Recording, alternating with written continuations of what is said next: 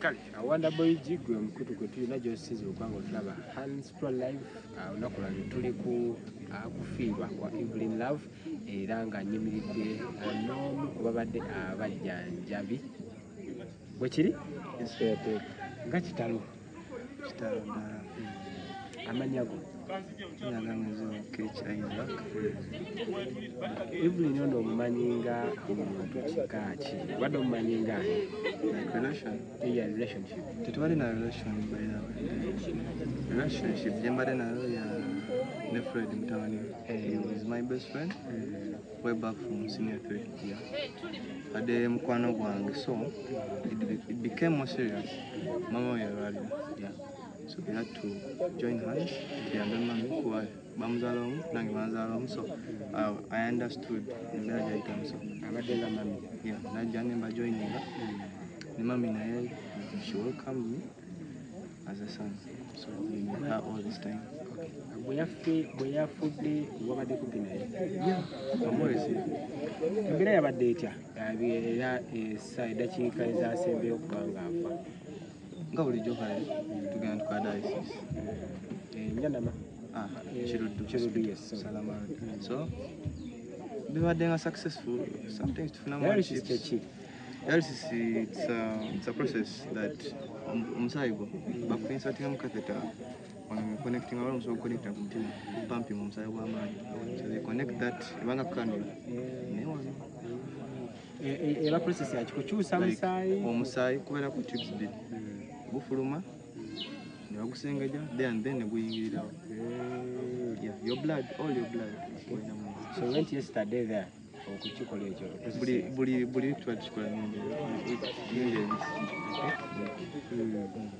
so eyejjo yo teyasobodde kubanga egira eyejjo yandyanjalamu kuba mami kusinzira mu since it's a wound kanula yemera wound sika germs so it's inevitable okugwira ezo germs zewala so germs zireeta infections amuleta infection netumufunira kudagala nebigaana tege mu fight mode embeera netabukira ddala natandika okuba nga tassa bulungi but twakoze dialysis session bulungi 4 hours tugimaliriza doctor advised us okumutwala ku emergency tuza ku emergency tumuteeka ku oxygen ati oxygen nabeanga stabilizing kuba pressure yadde low singa wadde waggulu wandikameka naye webala low that is a different case it's a bad case kiba kyavudde ku ki infection y'ekiwundu ekyo singa yereeta ekyo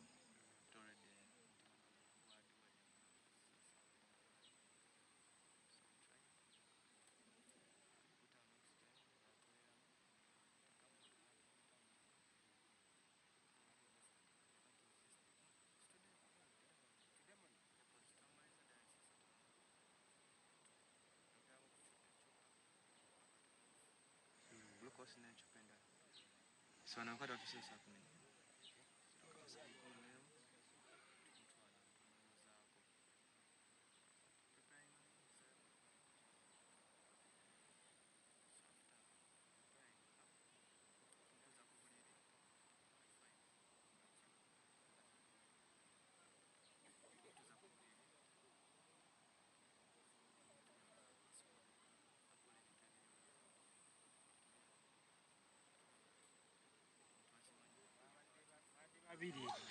bano wakati tubeera bano nze mami Fred nikibamuta Adrian so mami ngamba nti ekyokunywa nga mami ng'agwiri ng'alaba kati tulowooza azilise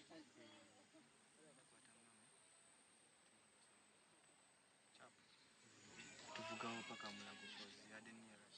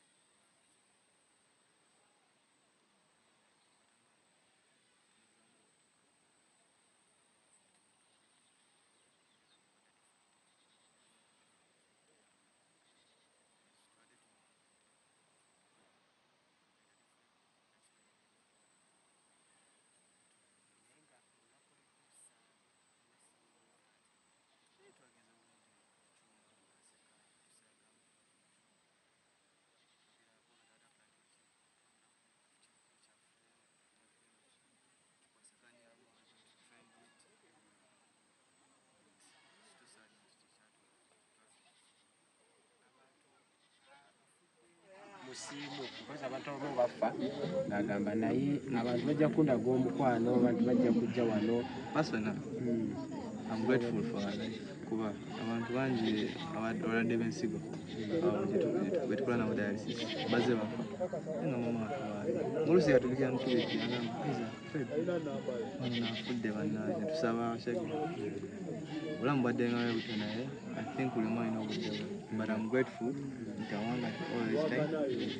era in that very moment ng'alwadde bingi bitumuyigidde nga biki kali mami abantu abamuyambye abasinga nobamanyi they recall byeyabakolera akyali mulamu so they return the favor even times I don't know how much badde nga batuproviding everywhere tubadde tubeerangawo ku bantu we don't work because oluusi nga genza oyima yamukuwayo naye obeerawo omusajja omuntu namusindikayo emitwalo 40 it was a great experience seeing her like that and I'm grateful for her life. Personally ye ng'omuntu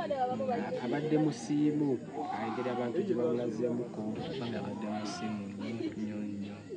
akuba munnaye tusogamba nti afudde bambi yes okufa kubi naye tusogamba nti afudde kale mu mativu kyensobola but she's sudden but I know yena gyali ali happy. Okay, Wanda Boys ono y'omu ku babadde abajjanjabi be era nga atuwulira ebimu ku nnaku ezasembyeyo yasemba kuba shozi twasembeyo kuba yaddeko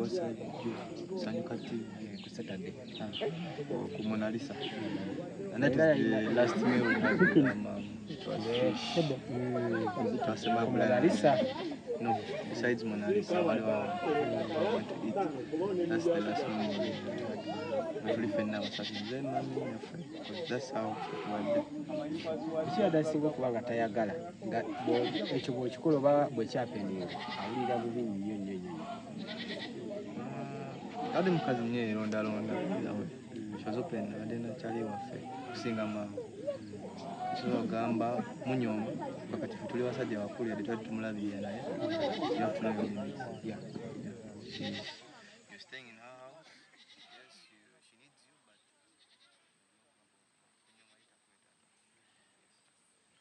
that's the major issue.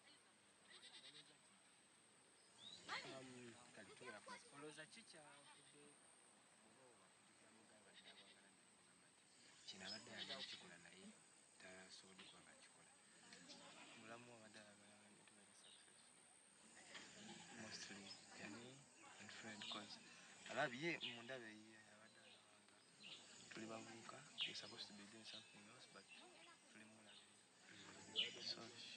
she has been trying to connect.